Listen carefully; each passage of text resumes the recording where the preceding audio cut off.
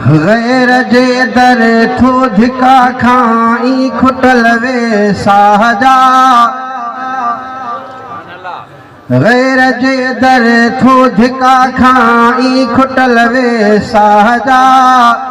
तू विसारे छो छजा थोरा मिठे अल्लाह जा। गैर जे दर थो धिका खाई खुटल वे साहजा। गैर जे दर थो धिका खाई खुटल वे साहजा। तो विसारे छो छजा थोरा मिठे अल्लाह जा। तो विसारे छो छजा थोरा मिठे अल्लाह जा। जंहिं ॾिनो ख़ता में नुबुवता ताज मदनिया खे मिठो। जो थियो हो नूह हले तूफान अंदर भर झलो। जंहिं ॾिनो ख़ता में नुबुवता ताज मदनिया खे भलो। जो थियो हो नूह हले तूफान अंदर भर झलो।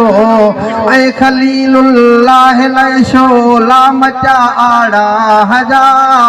ऐं खलीलुल्लाह लाइ शोला मचा आड़ा हजा। तो विसारे छो छजा थोरा मिठे अल्लाह जा। तो विसारे छो छजा थोरा मिठे अल्लाह जा। गैर जे दर थो धिका खाई खुटल वे साहजा।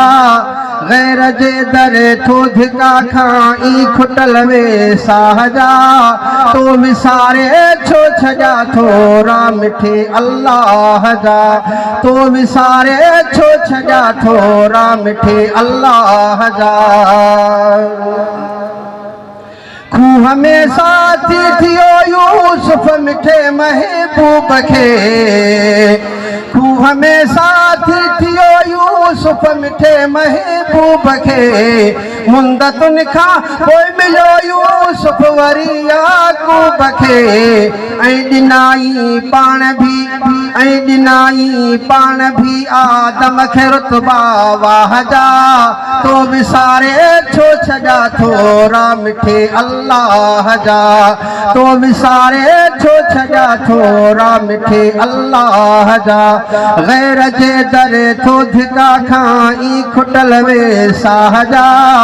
गैर जे दर थो धिका खाई खुटल वे साहजा। तो विसारे छो छजा थोरा मिठे अल्लाह जा। तो विसारे छो छजा थोरा मिठे अल्लाह जा।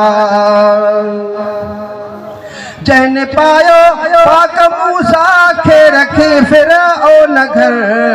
जंहिं ॾिना मरियम खे मेवा अलमुदा मस्जिद अंदर।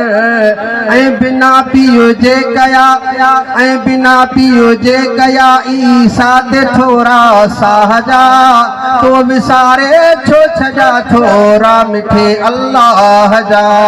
तो विसारे छो छजा थोरा मिठे अल्लाह जा।